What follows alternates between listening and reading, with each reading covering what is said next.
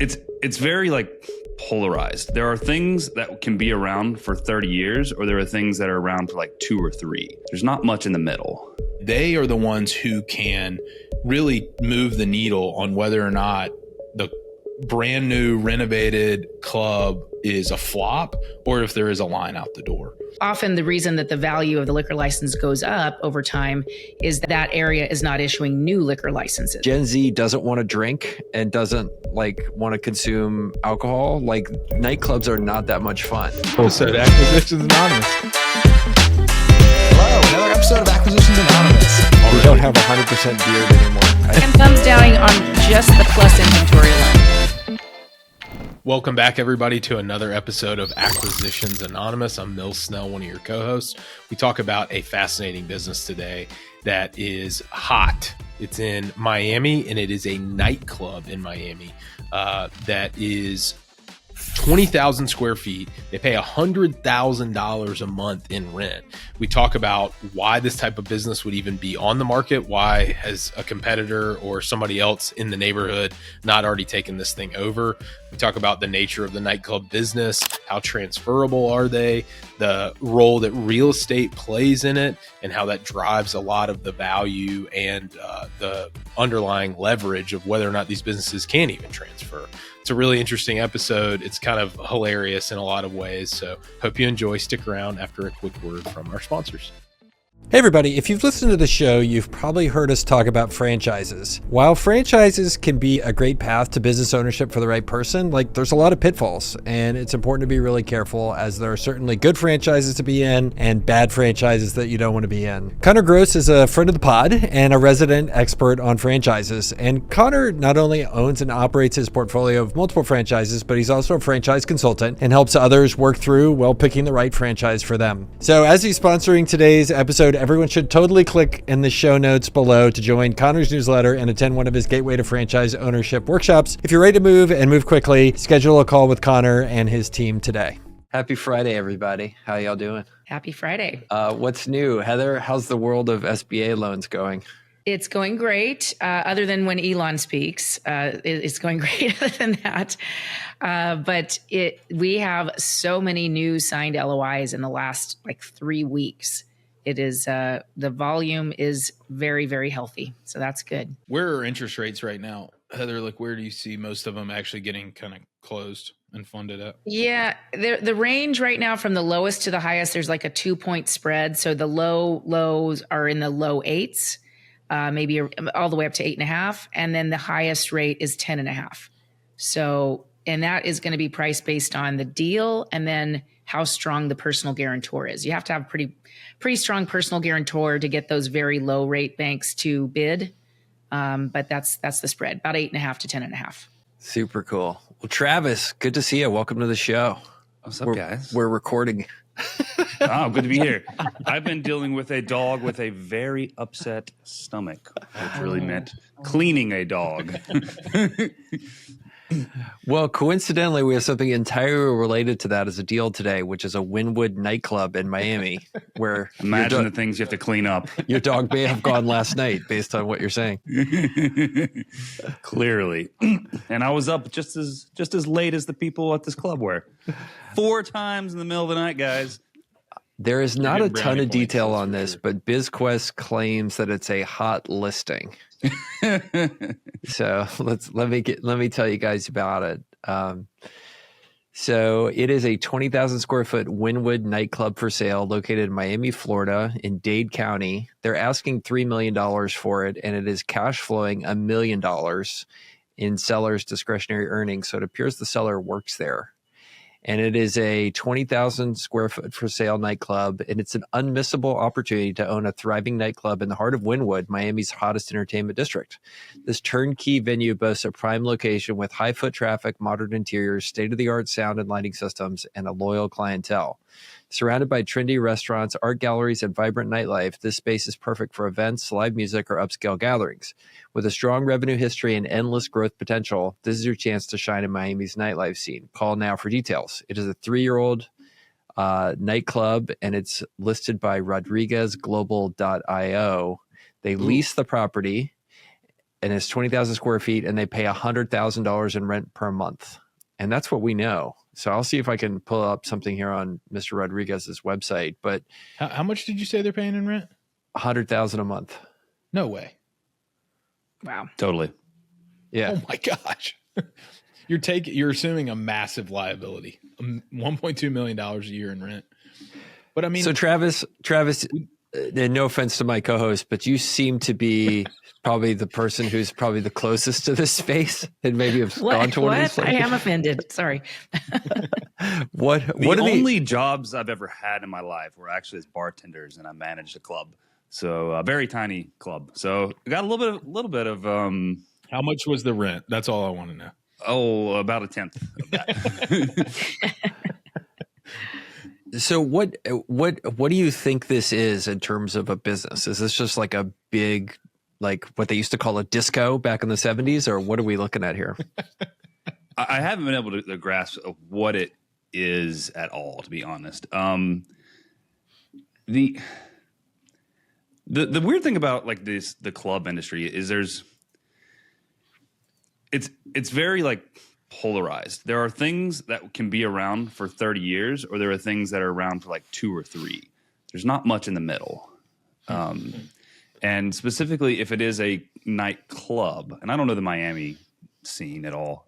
Come on, be honest. Yeah, I've never once. But I don't know the Miami scene. But most of the time, these clubs come in and they have like a banging 2 or 3 years, and they just print money, and then the end, like, the numbers don't work, and they close up shop, and then 2 years later they reopen as something else, and then they print money again. And that's actually the business model. Like when I was in Charlotte, where I was living, like that was the business model. It was like this whole like, community of like Greek guys. They owned all the nightclubs, and they always had like 4 or 5 at a time, and so they would always have 1 or 2 completely closed to remodel to open as the next hot thing, and it was just the same thing, just kind of different vibe. Like, that was the model, and they were all quite rich.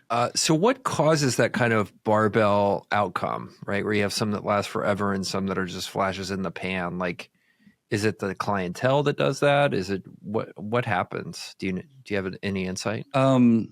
So the age range, I'm pulling this out of my butt here.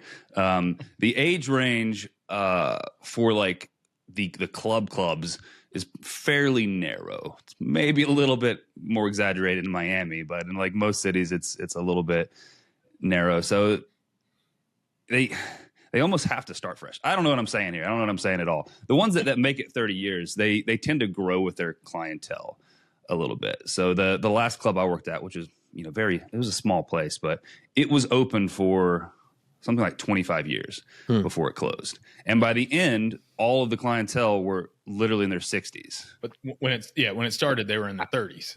Yeah. I know one like that near me.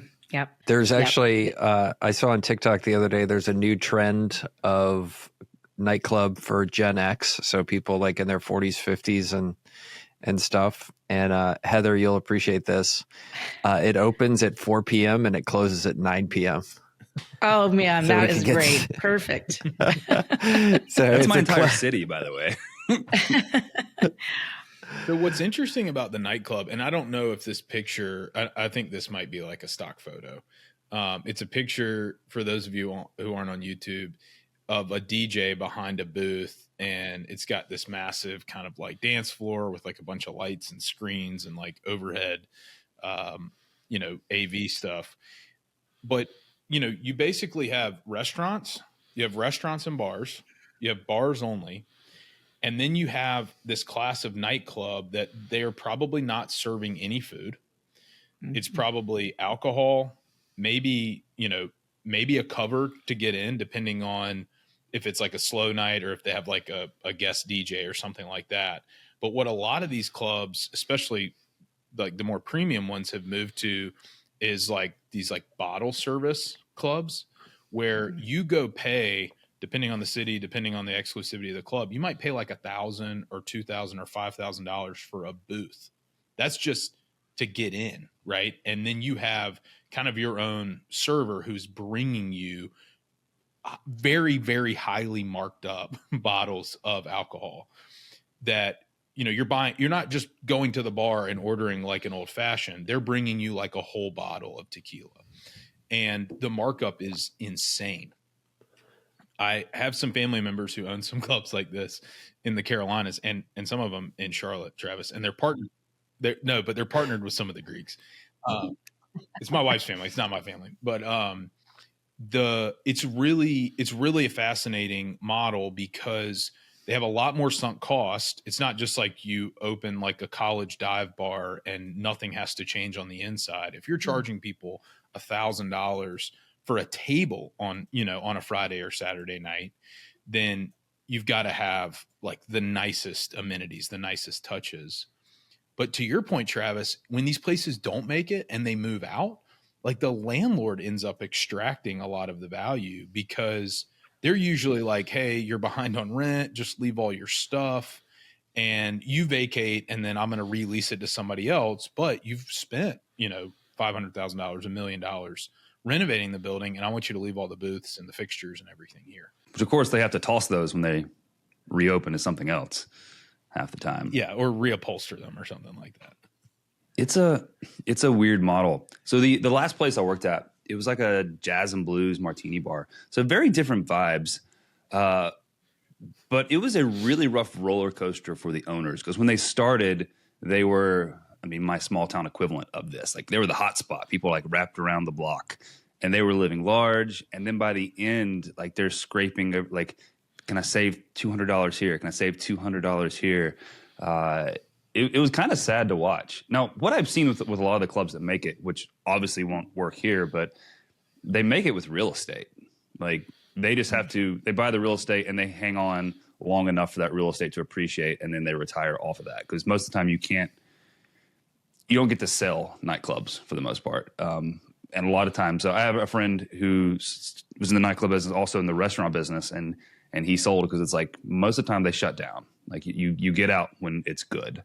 The other thing I'm thinking about with this is if they're doing $1 million in cash flow, and let's just say that's real, and they're spending, $1.2 million on rent. The revenue on this place has got to be, I don't know, what do you think? $5 million at least? Bonkers. After they're paying staff, after they're paying bouncers, after they're paying their, costs associated with the sale of goods. The people who do really well in these businesses are promoters, people who are like hustlers and promoters. And they are the ones who can really move the needle on whether or not the brand new renovated club is a flop or if there is a line out the door. And they drive traffic through like existing relationships in the, in that very niche community, but also through like getting the new kind of hot DJ to come, do an event, and then you can charge a cover, and then you can charge more for drinks and all those kind of things. I've seen promoters, they can kind of move in between these, these different locations and these different venues, and they're the kind of X factor in a lot of ways. Did the listing mention anything about liquor license? No. This is it? Like this little clip is that's it? Yeah, that was, this is one of those listings that was like, oh, cool. But then it's like, oh, cool. I wish you put more detail here because it makes for hard radio to talk about a deal like this when they don't give much. That's why I'm on the guy's website right now trying to figure out if there's there's more detail on his website. So I had an interesting call with an entrepreneur a couple weeks ago, and she purchased like a bar and restaurant. This is in like middle of nowhere, Indiana, basically. As poor as it gets in terms of like club stuff. And their liquor license alone was like, I don't know, $300 and something $1,000. Mm-hmm. And I didn't quite understand, but the liquor license was kind of like the taxi medallion system was over time. Like half of the value of the business would sometimes just be that actual license that they sell to the next person because there's like a set cap of the amount of licenses. So I kind of wonder what Miami's doing here and what would their price of their liquor license be? My goodness.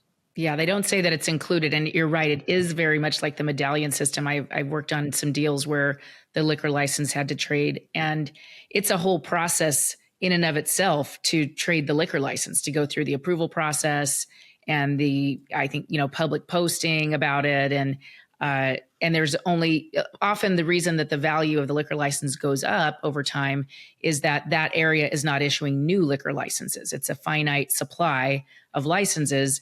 Therefore, that dictates the price. So it really depends on the area. But yeah, that would be an interesting point to note.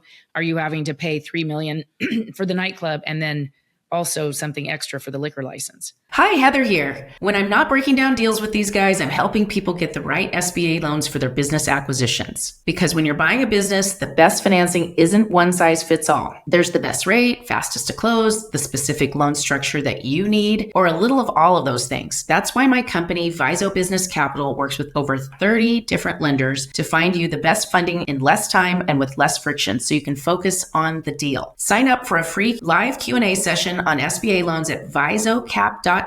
Then click Zoom sign up in the top right corner. That's visocap.net and click Zoom sign up. A lot of the businesses that have liquor licenses in our area recently have been hit. They're getting squeezed because the insurance premiums are going up for their liquor distribution, because the insurance companies are having to deal with, drunk driving, like all that kind of rolls back to the establishment. And so we've had a bunch of bars in Columbia that have gone out of business just because they can't afford their insurance premiums anymore. Nothing else has structurally changed about the business, but it's kind of a new, almost like regulatory or compliance burden that got introduced. Look, that's a new trend happening in homes where you live, Heather. All over the place. Yeah. No, I think that's something for all buyers to consider that we're sort of starting to talk about more. When you're modeling out your cash flow, you almost, without even knowing anything, increase the insurance costs. Make sure you get insurance diligence to know what that should be, but you can almost guess immediately in most businesses that your new insurance is going to be more than the seller's existing insurance because of just where we are in, with the insurance industry in general. Who are people to reach out to about that? I recommend Oberly. That's, Oberly Risk. They do free insurance diligence for searchers and, present them with a really good information so they can make decisions on whether they have enough coverage or, whether they can get better coverage. That's what I always recommend. I've talked to them before. I would echo that. So I failed at finding more detail on this listing on the broker's website, partially because he's one of those brokers who signs up for the data feed and has 400,000 listings on his website, even though none of them are his. Interesting. Which is kind of a frustrating thing. So, so why is this listing on BizQuest? This seems like what? Yeah. We talk about buyer business fit all the time. And this is one that it really, really matters. If you do a Google image search of bottle service, it gives you a flavor for what this is. It's like sparklers and these crazy, very, very high end type settings. This is a nights and weekends. It's really only weekend nights business. Mm-hmm. And you're having to capture 100% of your revenue on two nights, usually Friday, Saturday night. Something I saw I've seen it in Hollywood and I've seen it in Las Vegas, kind of along the lines of what Michael said. They have party brunch, and apparently the Gen X folks, or not Gen X, I'm sorry, the Gen Z folks are liking this, where they go, they're in full nightclub attire, lining up and everything, they're lining up at 11 a.m. and going to a nightclub with a DJ and everything, and then go home at 4 p.m. and go to bed. Have you guys seen this trend where Gen Z is doing coffee raves? Are you familiar with this? No. You guys have a totally different algorithm, hitting you than I do. Bro, Mills, you need to get off of basically roofing TikTok and get into the corners of TikTok where me and Travis hang out. There's some shit going on out there. Anyway, coffee raves, apparently. So basically, because Gen Z doesn't want to drink and doesn't want to consume alcohol, nightclubs are not that much fun. So what they're doing is Sunday morning, there'll be a sober rave, but they don't do them at nightclubs. They do them at a neighborhood coffee shop. And there are some TikToks of people lined up 200 deep to get into these neighborhood coffee shop raves. totally sober in the daylight. Good for them. Yeah. Sounds like just like a networking, networking over coffee kind of thing. No, it looks like With an a Ibiza DJ. nightclub. It's just 9 a.m. on a Sunday With no alcohol. with no alcohol. Yeah, I'm not old enough. I don't think. I don't think you are either. You know, once you reach close to that 40 number, like you just can't drink much anymore. And so you're just like, I just hang up the hat. Let's just do coffee.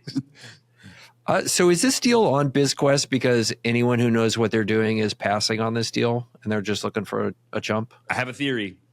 Please. I have a theory. Let's say someone is a very rich and lucky crypto bro. Where do they live? They live in Puerto Rico. They live in Miami, right? They have more money. They know what to do with. They want to do something to have fun. They don't know the brokers to go and buy businesses. Where do they go? BizQuest. Done. And they buy it. No one buys this for an actual business, right? That's just a recipe. You can't. It's a recipe for disaster. You do this for fun. Crypto bros. Yeah. I Good can point. see that. Crypto bros to the rescue. I think that's amazing. That could be the solution to every perplexed deal. Somebody who has a lot of money who doesn't really have a very big hurdle rate with it. You know, I like it. There should be a business listing site called Crypto Bros Biz Buy Sell or something like that. That would be great. Just those kind of businesses that would appeal to them. Probably do well. There's some interesting sites in Europe. I can't think of the name right now, but you buy everything in crypto, and so they have like Rolexes and Pateks. You can rent jets. You can buy condos in Barcelona, like all with crypto, all significantly marked up. But it's people who are trying to go around the system essentially. Huge marketplace for them. We looked at some crazy listing website on the pod at some point. Yeah.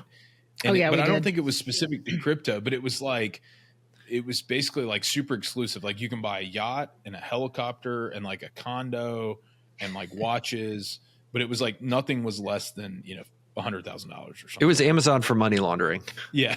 That's what. That's basically what it Halfway was. through the episode, we were like, "Oh, okay, this is what this is." This is for money laundering. This is Amazon for Russian oligarchs. That's what it is. Here we go. It's bitdials.eu. Oh, yeah. Watches, jewelry, cars, flights, gold. They need nightclubs too. It would totally work. Elegance. All right, that's our new business, guys. Elegance Just in every nightclubs second. for crypto bros. Elegance in every. So this is only, you can only buy this stuff via Amazon or via crypto. That's what you're saying. Yes. I think only Bitcoin even. Yeah, they list it all in the prices, Bitcoin. right? But if you do the math of like the current conversion rate, it's significantly marked up.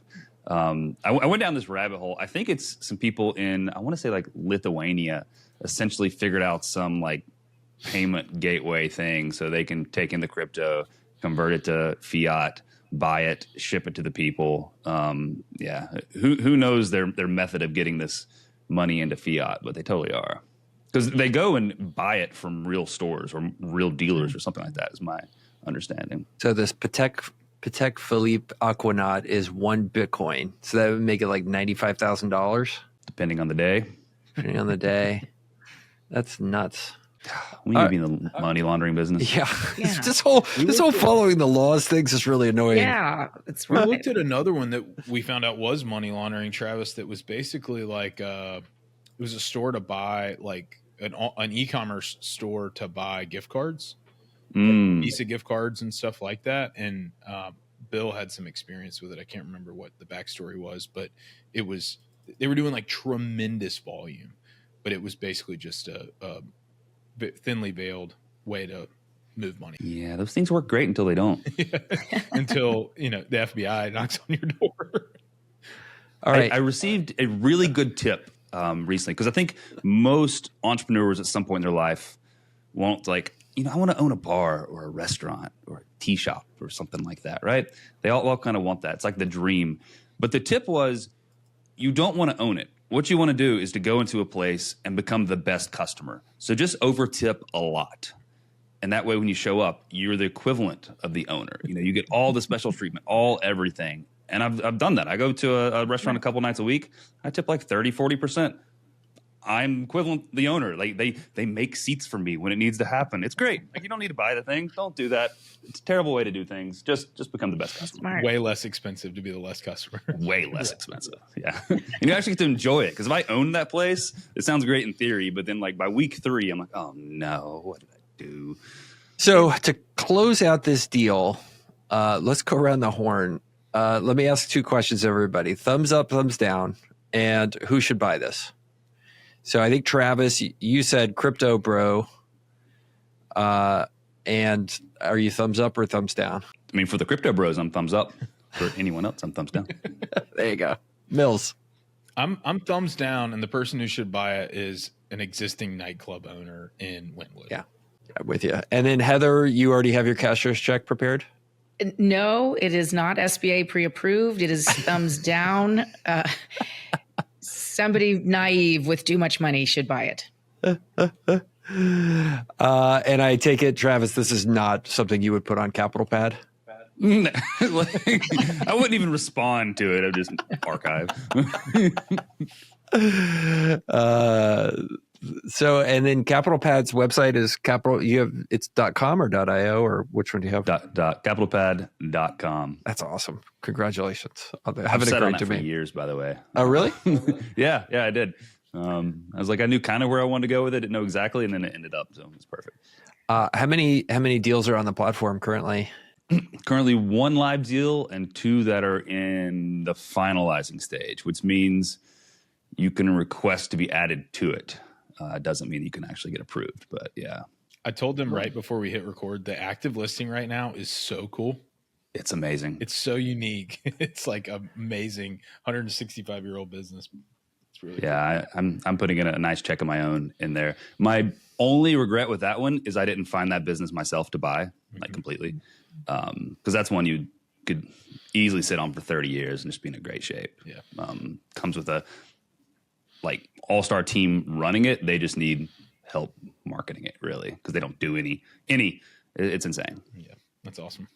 Super cool. All right, guys. Well, we'll wrap it up here. Thanks for joining in on this episode of Acquisitions Anonymous. We'll see you next week. If you like this episode, tell a friend about the podcast. And if you didn't like this episode, also tell a friend about the podcast because we need we need all the love we can get. We'll see you next week.